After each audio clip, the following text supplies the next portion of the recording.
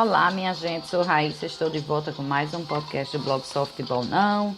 Nessa manhã quente de domingo nós temos agora, não é brincadeira, 31,5 graus aqui em Natal. Em relação ao podcast anterior, aí um aumento de 1 grau, né, num espaço aí de, acho que não deu nem meia hora. Nós temos esse aumento aí impressionante de temperatura, tá muito quente. Chegando então com esse podcast aí sobre a saúde mental, né? Sabotando a saúde mental. Essa vai ser a primeira parte, porque são vários passos aqui, são 12 passos, 12 hábitos que a gente tem que prejudicam, e os 12 passos que a gente pode fazer para não prejudicar a saúde mental. Como eu normalmente falo muito, não creio que vai dar para fazer, não sou, então dessa vez resolvi logo chamar esse primeiro aqui de parte 1, para não deixar depois só a parte 2 aparecendo. Bom, a inspiração para esse podcast de hoje vem de um artigo, uma reportagem feita por Carrie Ross na Times, ainda em 2017, né? 5 de julho de 2017 foi publicado, foi relembrado, acho que na semana passada, numa newsletter de saúde da Times. Achei muito interessante, porque desses últimos tempos aí de pandemia, realmente a saúde mental, acho que de todo mundo, ficou prejudicada de alguma forma, né? A gente precisa também trabalhar isso, não só a parte física. Então, o texto se chama 12 Habits That Sabotage Your Mental Health, 12 hábitos que sabotam sua saúde mental. E, como eu disse, eu achei muito interessante, porque por mais que a depressão normalmente chegue por um evento fora do nosso controle, né? Eu já conversei com uma psiquiatra a respeito disso, que às vezes as doenças mentais em geral, a gente tem uma certa predisposição, mas às vezes você passa uma vida inteira e não tem nada. É preciso que aconteça um evento diferente, como a morte de uma pessoa querida, né? A perda de um emprego, ou problemas financeiros assim mais sérios, alguma coisa que lhe tire do prumo, do normal, assim, que lhe pegue de surpresa, né? E aí sim você pode ter esses surtos acontecendo. Então, obviamente, quando chega por coisa fora do nosso controle, não tem muito o que fazer, né? Mas, segundo esse artigo, então, de Carrie Ross, há pequenas escolhas que a gente faz diariamente, que também afetam o humor, né? O nosso humor, sem que a gente se dê conta.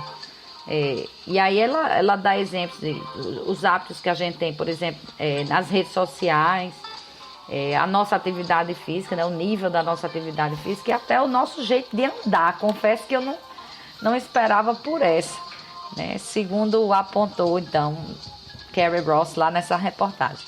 A sorte é que pelo menos nessas pequenas escolhas que a gente faz, que foram apontadas nessa reportagem, sobre isso a gente tem mais controle, né? Aqueles outros eventos que são de uma hora para outra, que é o caso, como eu citei, de morte de alguém, perda de emprego, problemas financeiros, a gente não tem muito controle, não. Mas nesses outros, sim, dá pra gente se movimentar para fazer as escolhas certas, né? Não sofrer com problemas de saúde mental, especialmente aqui é muito mais tratado sobre depressão e ansiedade. Então vamos lá, os 12 hábitos, e também eu arrisco dizer os 12 passos para a gente evitar problemas com a saúde mental, para a gente melhorar a saúde mental. Então, o primeiro hábito que a reportagem aponta, que diz que a gente está mal, assim, de saúde mental, é você anda com o corpo curvado para baixo, né? Como é que você anda? Qual a sua postura? Né? Então, segundo a reportagem, não apenas... Aliás, segundo um estudo publicado no Journal of Behavioral Therapy and Experimental Psychiatry, nome enorme, né? É o jornal, né, de terapia comportamental e psiquiatria experimental, uma tradução livre, não apenas como você se sente afeta o jeito como você anda, como o contrário também se observa. Quer dizer, como você anda afeta também como você se sente. A gente normalmente acha que não, mas nesse estudo então publicado nesse jornal aí, pesquisadores descobriram que as pessoas que foram requisitadas a andar com os ombros baixos e curvados para frente, né? Aquela posição bem derrotista, como se pode imaginar. E também com um movimento mínimo de braços, né? Quer dizer, você anda curvado para frente e quase não movimenta os braços. Segundo esse estudo, então, as pessoas que foram requisitadas a andar assim experimentaram um humor piorado em relação àquelas que foram requisitadas a andar com mais energia e entusiasmo, né? Os ombros para cima, né? Os braços movimentando. E tem mais, né? Quem andou com esse corpo curvado assim para baixo, né? Para frente, para baixo, lembrou-se muito mais de coisas negativas do que positivas. Foi o que se apontou nesse estudo. Ou seja, a sua postura corporal influencia no como você se sente. Não apenas o contrário, como se imaginava, que a sua postura reflete o que você sente. Não, na verdade, a sua postura influi no que você sente, no que você pensa, e você tende a ficar mais negativo. Ou seja, vamos ao passo aqui, levante o queixo, jogue os ombros para trás para se manter num humor mais positivo, né? E mexa os braços como normalmente a gente faz ao caminhar. Esse, então, é o primeiro hábito aí ruim para a saúde mental. O segundo hábito é você tira foto de tudo. Tirar fotos, essa é interessante, pode atrapalhar a sua lembrança desses momentos, de acordo com um estudo publicado em Psychological Science, ciência psicológica, né? Uma publicação aí desse gênero, né? Científico. E esse estudo levou os participantes para fazer um tour no museu, observando, assim, a olho nu, alguns objetos e tirando fotos de outros objetos. Aí adivinha o que é que aconteceu? Os itens que foram fotografados foram os mais difíceis de serem lembrados. As pessoas tinham uma memória mais fácil daquilo que elas olharam com o próprio olho, né? Os que olharam através da câmera, porque foram tirar foto, elas não conseguiam lembrar bem.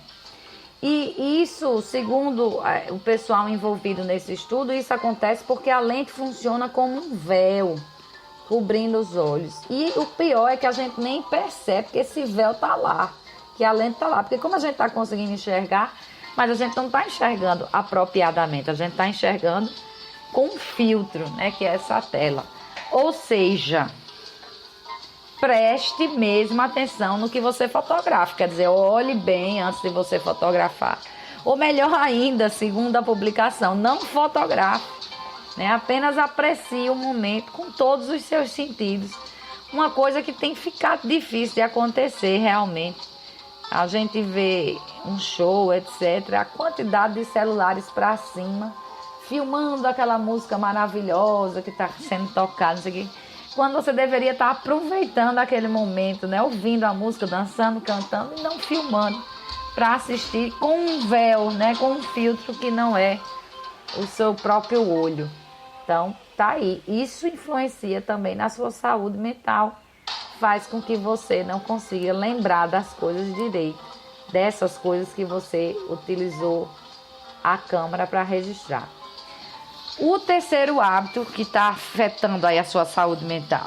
Você está deixando o bullying levar o que você tem de melhor. Bullying é negativo, não tem nem o que discutir.